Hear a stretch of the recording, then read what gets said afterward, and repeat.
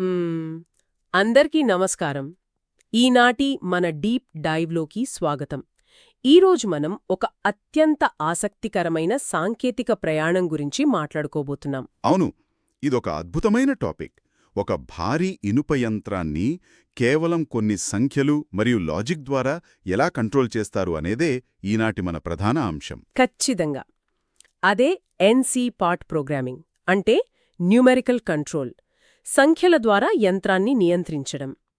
ఈ deep dive యొక్క ముఖ్య ఉద్దేశమేంటంటే అసలొక యంత్రానికి మనం సూచనలు ఎలా ఇస్తామో అనే ప్రాథమిక విషయాల నుండి అధునాతన కంప్యూటర్ ప్రోగ్రామింగ్ వరకు ఉన్న మూలాలను చాలా నెమ్మదిగా, స్పష్టంగా విశ్లేషించడం. నిజమే. యంత్రములో ఉన్న కటింగ్ టూల్ ఎక్కడికి కదలాలి, ఎంత వేగంతో తిరగాలి, అసలా మెటల్ని ఎలా కట్ చేయాలి, ఇలాంటివన్నీ ఈ పార్ట్ ప్రోగ్రాం ద్వారానే డిక్టేట్ చేస్తాం.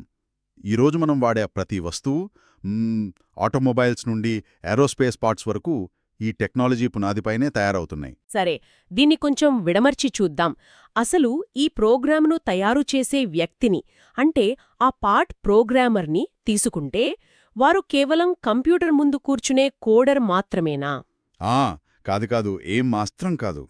సోర్సెస్ ప్రకారం చూస్తే ఒక పార్ట్ ప్రోగ్రామర్కి కేవలం కోడింగ్ తెలిస్తే అస్సలు సరిపోదు. ప్రధానంగా 3 ముఖ్యమైన నైపుణ్యాలు కావాలి. అంటే ఆ మెకానికల్ నాలెడ్జ్ కూడా ఉండాలంటారు? అవును. మొదటిది మెషినింగ్ ప్రాసెసెస్ గురించి పూర్తి అవగాహన. అంటే డ్రిల్లింగ్, మిల్లింగ్, టర్నింగ్ లాంటివి భౌతికంగా ఎలా జరుగుతాయో తెలియాలి. రెండవది జామెట్రీ. జామెట్రీ అంటే మన ఆకారాలు, గీతలు, వృత్తాలు ఇవన్నీ కదా? కరెక్ట్. మరియు మూడవది ట్రిగనామెట్రీ, కోణాలు, లెక్కలు. ఇవి ఎందుకంటే మెషిన్ టూల్ కదలికలు పూర్తిగా ఈ త్రిమితీయ జామెట్రీపైనే ఆధారపడి ఉంటాయి. మెటల్ని కట్ చేసేటప్పుడు టూల్ ఏ కోణంలో వెళ్ళాలి అనేది ట్రిగ్నామెట్రీ లేకుండా లెక్కించడం అసాధ్యం.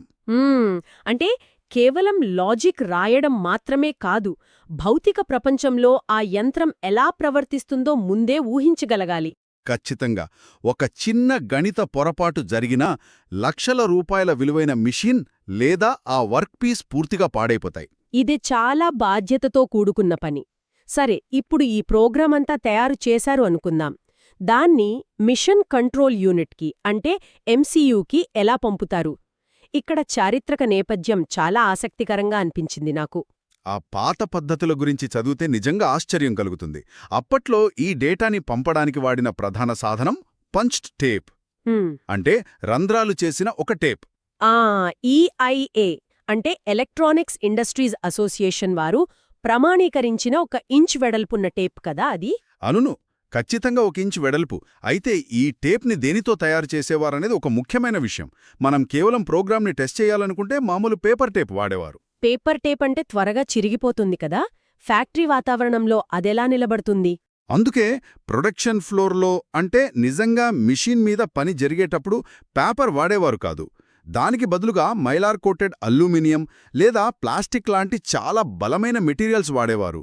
ఎందుకంటే ఆ టేప్ని యంత్రం 100ల సార్లు చదవాల్సుంటుంది. ఏమాత్రం చిరిగినా మొత్తం ప్రాసెస్ ఆగిపోతుంది. అంటే దీని అర్థమేమిటంటారో, ఒకప్పుడు అంత భౌతికమైన శ్రమ ఉండేది డేటాని స్టోర్ చేయడానికి. కానీ కాలానుగుణంగా వచ్చిన మార్పులు మనం గమనిస్తే తర్వాత ఫ్లాపీ డిస్కులు వచ్చాయి. అవును, ఫ్లాపీ డిస్క్ రాకతో ఒక పెద్ద మార్పొచ్చింది. ఒక చిన్న డిస్కులో వేల అడుగుల పంచి టేప్లో పట్టేంత డేటాని చాలా సులభంగా స్టోర్ చేయడం సాధ్యమైంది. ఆ తర్వాత మ్యాగ్నెటిక్ టేప్స్ కూడా వచ్చాయి. ఆ తర్వాత అసలు ఫిజికల్ మీడియా అవసరమే లేకుండా డిఎన్సి అంటే డైరెక్ట్ న్యూమెరికల్ కంట్రోల్ వచ్చింది కదా? కరెక్ట్. డిఎన్సి అంటే ఒక సెంట్రల్ కంప్యూటర్ నుండి నేరుగా ఫ్యాక్టరీలో ఉన్న యంత్రానికి నెట్వర్క్ ద్వారా ప్రోగ్రాం పంపడం. దీనివల్ల టేప్స్ పాడైపోతాయనే భయం లేదు. పైగా ప్రోగ్రామ్ని వెంటనే ఎడిట్ చేసుకోవచ్చు. కానీ నాకు మళ్ళీ ఆ పంచ్డ్ టేప్ దగ్గరికే వెళ్లాలనిపిస్తోంది. ఎందుకంటే ఇక్కడే అసలు ఆ బైనరీ లాజిక్ గురించి చాలా స్పష్టంగా అర్థమవుతోంది. అవును, ఇక్కడ అత్యంత ఆశ్చర్యకరమైన విషయమేమిటంటే అసలు ఆ టేప్లో డేటా ఎలా సేవ్ అవుతుందనేది. మొదట్లో ఫ్లెక్సో రైటర్ అనే యంత్రం వాడేవారు. ఫ్లెక్సో రైటర్ అంటే మన పాతకాలపు టైప్ రైటర్ లాంటిదే కదా? అచ్చం అలాగే ఉంటుంది. ఆపరేటర్ కీబోర్డ్ మీద అక్షరాలు టైప్ చేస్తుంటే అది ఆటోమేటిక్గా టేప్ మీద రంధ్రాలు చేస్తుంది. తర్వాత కంప్యూటర్ల ద్వారా నేరుగా టేప్కి రంధ్రాలు చేసే ఆటోమేటిక్ సిస్టమ్స్ వచ్చాయనుకోండి. కానీ ఆ రంధ్రాల వెనుక ఉన్న బైనరీ సిస్టమ్ అనేది మనం చాలా నెమ్మదిగా అర్థం చేసుకోవాల్సిన కాన్సెప్ట్. అవును, ఇది వినేవాళ్ళకి స్పష్టంగా మైండ్లో రిజిస్టర్ అవ్వాలి. బైనరీ అంటేనే 0 మరియు 1 కదా. కరెక్ట్. టేప్లో రంధ్రం ఉంటే లైట్ పాస్ అవుతుంది, దాన్ని 1గా తీసుకుంటాం. రంధ్రం లేకపోతే దాన్ని 0గా తీసుకుంటాం. ఇంతే. ఈ రెండే అంకెలు. దీన్ని మనం ఒక ఉదాహరణతో చూద్దాం. ఇప్పుడు ఒక డెసిమల్ నంబర్ 5ని మనం యంత్రానికి చెప్పాలి. బైనరీలో దాన్ని ఎలా రాస్తారు? బైనరీలో స్థానాలు 2 యొక్క పవర్స్లో ఉంటాయి. కుడి నుండి ఎడమకు వస్తే 2 పవర్ 0, 2 పవర్ 1, 2 పవర్ 2, 2 పవర్ 3. అంటే వాల్యూస్ పరంగా చూస్తే కుడి నుండి ఎడమకు 1, 2, 4, 8 ఇలా వస్తాయి. అవును. ఇప్పుడు మనకు 5 కావాలి. మన దగ్గర ఉన్న వాల్యూస్లో 4 మరియు 1 కలిపితే 5 వస్తుంది కదా. ఓహో, అంటే 4 ఉన్న స్థానంలో 1 మరి 1 ఉన్న స్థానంలో 1 వేస్తాం. మిగతా చోట్ల 0. ఖచ్చితంగా. 8 ఉన్న స్థానంలో 0, 4 ఉన్న స్థానంలో 1, 2 ఉన్న స్థానంలో 0, 1 ఉన్న స్థానంలో 1. అంటే 0, 1, 0, 1. ఇది 5 యొక్క బైనరీ కోడ్. 0, 1, 0, 1. చాలా లాజికల్గా ఉంది.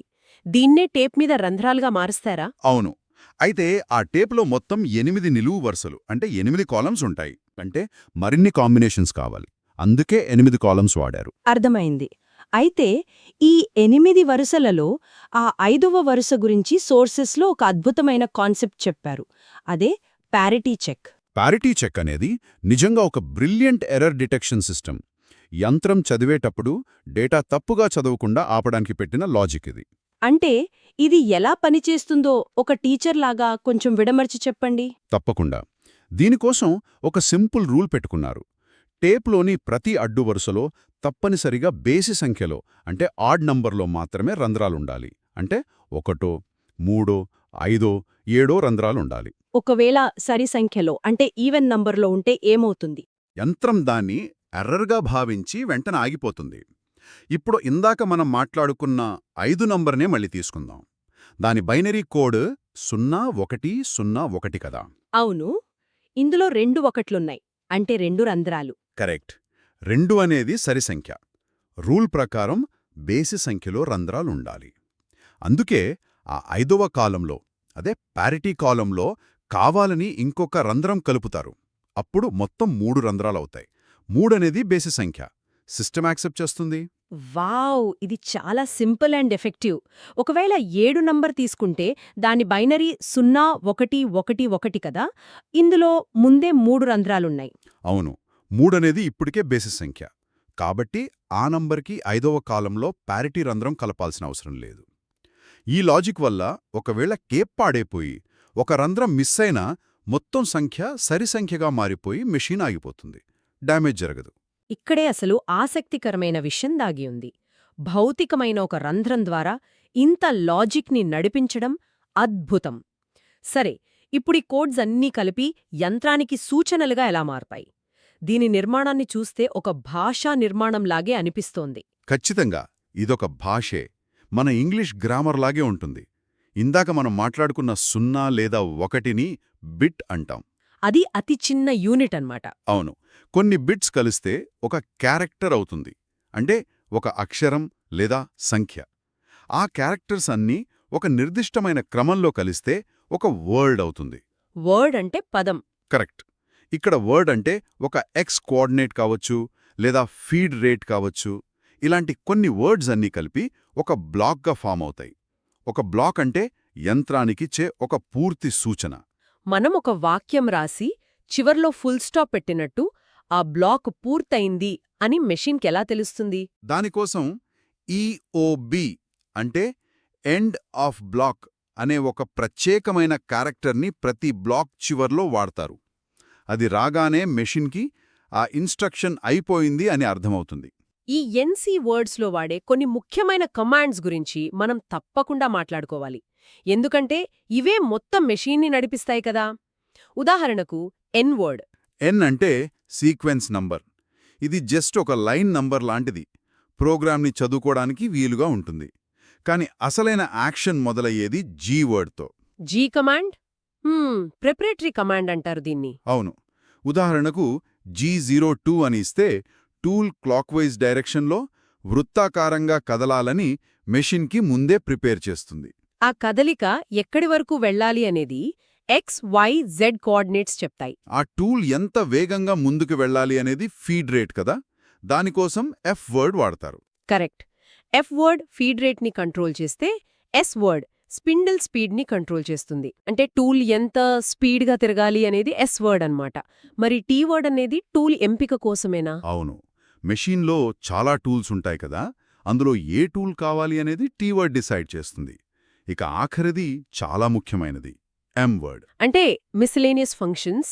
ఇవి మెషీన్ కదలికలతో కాకుండా ఇతర పనులతో ముడిపడి ఉంటాయి కదా? అవును, కటింగ్ జరుగుతుంది కాబట్టి కూలెంట్ ఆన్ చేయడం లేదా స్పిండిల్ని ఆపడం లాంటివన్నీ ఈ ఎం కమాండ్స్ ద్వారానే జరుగుతాయి. ఈ సూచనలన్నిటినీ టేప్ మీద రాయడానికి మొదట్లో ఫిక్స్డ్ బ్లాక్ ఫార్మాట్ వాడేవారని చదివాను. అది కొంచెం ఇబ్బందిగా ఉండేది కదా? చాలా ఇబ్బంది. ఫిక్స్డ్ బ్లాక్ ఫార్మాట్లో ప్రతి బ్లాక్లో అన్ని వర్డ్స్ ఒకే ఆర్డర్లో ఖచ్చితంగా ఉండాలి.